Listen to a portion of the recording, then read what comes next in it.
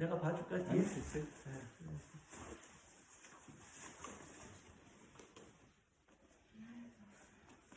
오늘 밤새도록 쓰다 보면 써주겠지. 아니 저기 또 틀렸어요? 모사님이 딸들을 하고 나서 사이들을 사이하고 아, 딸들을 그랬구나. 바꿔서 써보라고 내가 말거니까 아, 그랬구나. 너. 얼마나 좋으시면 바꿔놓으셔갖고 그랬었구나. 네 그렇게 됐어요. 주소 못 쓰면 돼요. 오늘 말씀드릴 내용은 일단 부처님 당시에 그 부처님이 이제 깨달아 보시니까 막 부처님 빼고 전부 다 착각을 하고 사는 거예요. 부처님 빼시고 모두 착각을 하니까 전부 착각한 사람들끼리는 알 수가 없는 거예요. 내가 착각했는지 못했는지를 알 수가 없는데 부처님 혼자서만 깨달으셔가지고 너무 황당하셔가지고 이걸 어떻게 가르칠까라는 걸 누구라도 그 상황이 되면 정말 답답했을 것 같아요. 그래서 그 중생들이 모두 착각하고 있어가지고 뭐 어떻게 사나 하면 자기가 생각하고 싶은 대로 생각하고 뭐 믿고 싶은 대로 믿고 자기가 좋아하면 아주 좋아하면 막 쫓아다니고 싫어하면 미워하고 막 이렇게 하고 사는 이 전체가 이 중생들의 모습을 보시고 이게 이렇게 해서 다 행복하게 살 방법이 아닌데 사람들은 그렇게까지 그때나 뭐 지금이나 마찬가지로 이 재산이나 명예나 이런 걸 쫓아서 다니는 건 다 똑같거든요. 그래서 그걸 보시고 누가 이제 비유하기를 에스키모들이 그 늑대의 그 모피를 필요로 하는데 모피를 얻으려면 어떻게 하냐면 얼음에다가 이 칼을 이렇게 심어 놓고 거기다 동물 피를 발라 놓는데요. 그러면 늑대들이 그 피 냄새 나는 거를 핥으느라고 핥다가 보면 자기 혀에서 나오는 피까지 이제 모르는 거예요. 그러면 이제 핥다가 이제 죽는 거죠.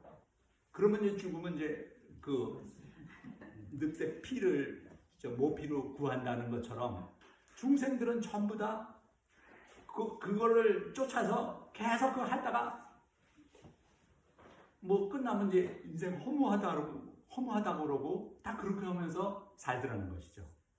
그런데 그게 그때도 그랬는데 지금 3000년쯤 지났는데도 지금도 그렇게 크게 많은 사람들이 그분이 가르치는 거에 따라가지고 깨달은 숫자가 너무 적은 거죠. 그러니까 바뀐 게. 그래도 그나마나 많은 학자들이, 과학자들, 뭐 의사들, 뭐 여러 사람들이 뭐 조금씩 그래도 수천 년 동안 이렇게 내려와서 한 게 그래도 지금 현재 우리가 그때 당시 사람들보다는 좀 나은 환경인 거죠. 그래서 훨씬 이 부처님이 그래서 왜 우리 거기에 나오면 그런 거 나오잖아요. 중생들의 모습은 꼭 우리가 그러니까 진화론에 따라서 원숭이 다음에 우리가 태어난 것 같은 그런 느낌이 들 정도로 원숭이랑 인간이 너무 비슷하게 한다는 거예요. 남의 걸 따라하는 거예요. 원숭이가 뭐 남 걸 잘 따라하잖아요. 그래서 그냥 사람들은 전부 남 따라하고 누가 뭐 한다 와와 이게 남 따라하는 게 원숭이랑 똑같고 원숭이의 행동은 정말 쓸데없는 행동을 그렇게 많이 하는 게 두 가지 특징인데 중생들이 다 그렇게 사는 걸로 이제 그렇게 표현을 하고 있어요. 그래서 그 뭐 실험하는 사람들도 뭐 원숭이 갖고 실험을 많이 해요. 그래서 이렇게 케이지 이렇게 철망에다 놔두고 안에다 집어넣고 밖에다가 바나나를 놔두고 그 원숭이들한테 하고 뒷문을 열어놔도 원숭이들은 그냥 그 앞에 거만 그냥 하는 게 뒷문을 열고 나가면 그냥 구할 수 있는 건데 걔네들은 그냥 그렇게만 한다는 거예요. 이 중생이 자기를 들여다봐서 문제를 해결할 수 있는데 그 문을 못 보고 그냥 소위 말해서 이문이라고 할 때 속세의 문만 보는 거죠. 그 앞에만 듣다 봐가지고 이렇게 하는데 그게 사실은 자기를 들여다봐서 그게 뒤에 열린 문 같은 역할을 하는 건데 그렇게 해서 해설을 할 수 있는 거를 못하고 전부 다들 그렇게 살더라는 거죠. 그래서 부처님이 그러면은 너네들이 정말 행복하고 보람차고 활기차게 이렇게 살고 죽을 때도 정말 뿌듯한 마음으로 죽을 수 있는 그런 삶을 너네가 이루는 게 너네들의 최고 그거지. 그러니까 그렇게 살려면 어떻게 살아야 되냐. 그러니까 우리가 삶이라고 하는 건 계속된 선택이에요. 선택. 어떤 선택이든지 계속된 선택의 연속인데 이게 선택을 이렇게 방향을 잘 이렇게 갖춰서 선택을 해 나가야 지금 그런 삶을 이룰 수 있는데 반해서 우리 중생들은 거의 충동적이라는 거예요. 충동적으로 그냥 이게 감정 나오는 대로 이렇게 좋으면 좋은 대로 이렇게 해서 그거를 잘 보는 훈련을 이제 가르쳐 주시느라고 그렇게 이제 열심히 84점 법문을 하신 거죠. 그래서 맨 처음에 우리가 이제 보통 전에도 뭐 훌륭한 사람들 말씀 많지만 우선 선택할 때 우선 자기 선택을 제일 처음에 한다고 생각을 해요. 보통 사람들은 생각하고 그다음에 말을 선택하고 그다음에 이제 행동. 그러니까 생각하고 말과 행동을 가지고 이제 어떻게 선택하냐에 따라서 자기가 습관도 생기고 성격도 되고 그게 운명이 된다 이렇게 이제 가르치는 거예요. 그런데 실질적으로는 그 생각이라는 거가 그 전에가 이제 부처님은 그 전을 말씀을 계속 하시는 거예요. 그게 이제 생각이라는 건 누구나 다 감정이 자라나서 생각이 된다는 거예요. 그래서 자기 감정을 잘 보라는 게 이제 계속 핵심이 되고 있어요. 그래서 감정을 잘 본다는 게 자기가 뭘 좋아하고 뭘 싫어하고 하는 것들, 그때 일어나는 순간 그 감정이 좋아하고 싫어하고 하는 것들, 그건 이제 소위 분별한다고 그러고 할 때 그때를 잘 봐서 이게 어떻게 돌아가는지를 그거를 파악하는 훈련을 해야 된다. 그래야 네가 그 선택을 계속 잘해서 근데 이 방향이 없으면은 꼭 우리 인생을 바다 위에 이게 배같이 이렇게 떠 있는 배로 해서 어디로 저어갈지 모르는 사람한테는 어떤 바람도 순풍이 될 수 없다는 거예요.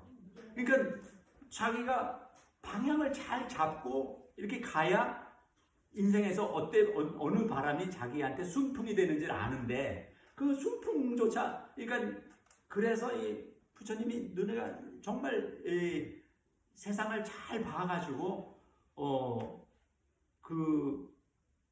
방향을 그러니까 목표를 잘 잡을 수 있게 가이드를 해주시느라고 크게 애를 쓰셨는데 그래서 이렇게 이제 인간들은 이제 3가지 싸움을 한다고 그래요. 그러니까 인간하고 자연하고 싸움이고 그래서 뭐 과학들 발견해가지고 하는 막 개발하고 뭐 이런 것들은 이제 산지 이렇게 하고 하는 건 인간과 자연의 싸움이고 그 다음에 이제 인간과 인간이 싸우는 것들은 이제 막 전쟁하고 뭐 난리를 치는 거고 그 다음에 싸움은 이제 자기하고 자기의 이제 내부에서 이제 싸우는 그렇게 이제 3가지로 이제 싸움의 종류를 그렇게 이제 설명을 하면서 하는데 그러니까 자기 내부에서의 항상 사람은 그렇잖아요. 2가지 마음이 나오잖아요.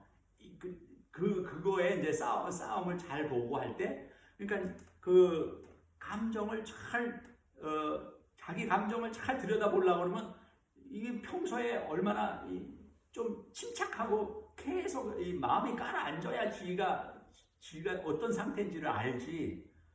훅 빠져가지고 이렇게 할 때는 그게 자기 감정을 어떻게 볼 방법이 없으니까.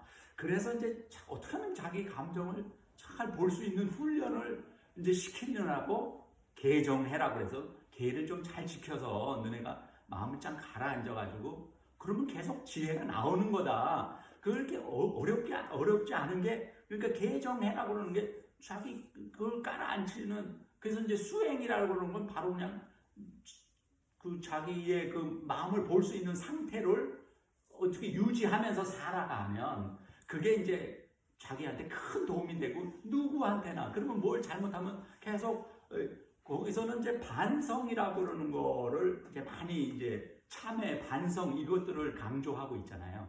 그러니까 자기가 그거 하는 걸 보고서 다시 이 반추해가면서 이렇게 살게 되면 정말 누구한테나 도움이 되는 일이지, 이게 누구는 되고 누구는 안 되는 게 아니잖아요.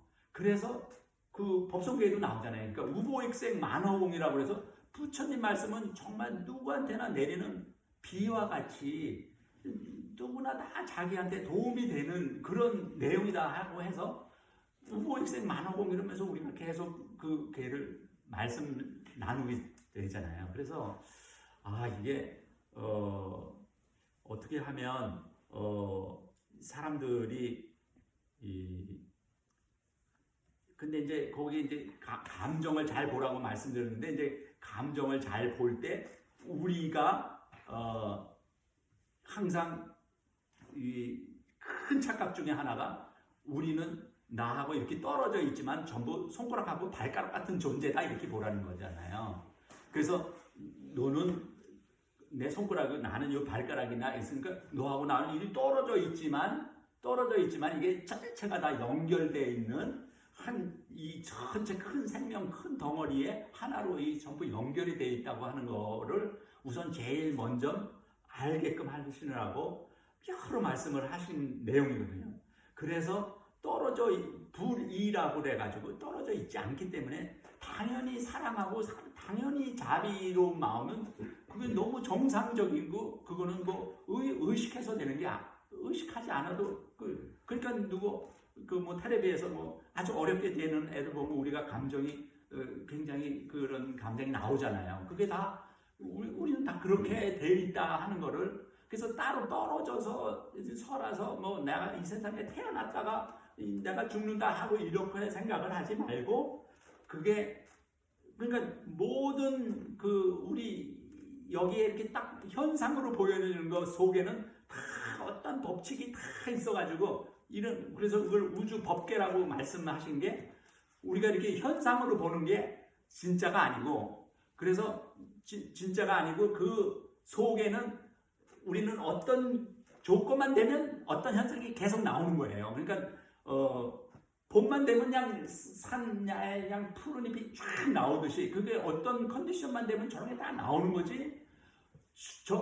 그러니까 그거는 변하지 않는다는 거예요. 그러니까 법계라고 그러는 그 법칙으로 되어 있는 거가 이 세상이지. 그러니까 현상을 보고서 우리는 착각을 하고 사니, 그렇게 살지 말고 진짜 그러니까 금강경에도 마지막에 음화 비진분 그래가지고 이렇게 그러니까 이렇게 뭘로 현상으로 나와 있는 것들은 진실한 게 아니다 하는 거를 이제 깨우쳐서 하라고 이제 하는 내용은, 바로 우리가 보는 것들이 계속 착각으로 해서 처음 말씀드린 대로 전부 착각으로 해서 보고 사니, 그거를 그 법칙을, 그러니까 그게 연기법이라고 해서 뭐든지 연기에서 나타나는 거일 뿐. 근데 이게 워낙 어려워가지고 우리가 뭐 너무 상식으로 돼 있는 것들을 전부 깨야 되니까 이게 뭐 그러니까 수천 년이 흘러도 다 사람들이 그 착각에서 벗어나기가 어려운 거죠.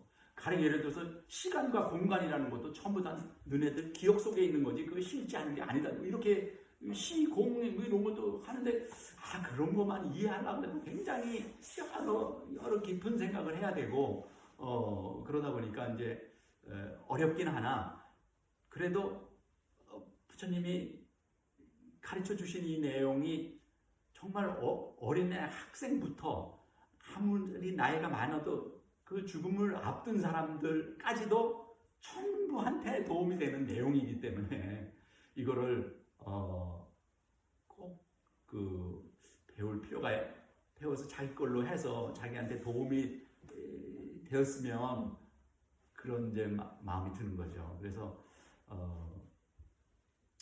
간단히 말씀드리자면 개정해라고 그러는 아주 단순한 거고 그게 이제 개를 잘 지키려면 탐진치를 또 해결을 해야 되는 거니까 자기가 그러니까 뭐 좋아하면 탐심이 생기는 거고 그게 싫어하면 진심이 생기는 거고 그러니까 좋아하고 싫어하는 게 거기서 나오는 거기서 전체적으로 어리석은 마음이 나오니까 이제 그거 둘 탐진치를 잘 해결해서 예. 그건 아니야.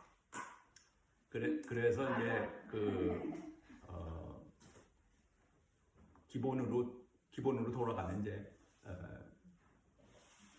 탐진치나 계정에 이걸 해서 자기 마음을 잘 봐서 자기의 그 감정이 자기의 태도가 되면 안 된다는 거예요. 그러니까 자기의 감정을 딱 보면서 자기가 어떤 선택을 해서 어떤 태도를 자기가 말과 태도 이런 것들을 정하는가를 이렇게 보면서 할 줄 알아야 그게 이 전체가 다 같이 행복하게 살 수 있는 바탕이 되기 때문에 그것들을 그렇게 열심히 가르쳐 주신 거니까 한번 그 주변에 계신 자녀분들이나 이렇게 해서 분명히 부처님의 가르침이 이게 보통 가르침이 아니고 너무나 도움이 되는 그런 내용이라는 걸 좀 잘 전달 좀 부탁드리겠습니다. 예, 감사합니다. 예. 이 시간에는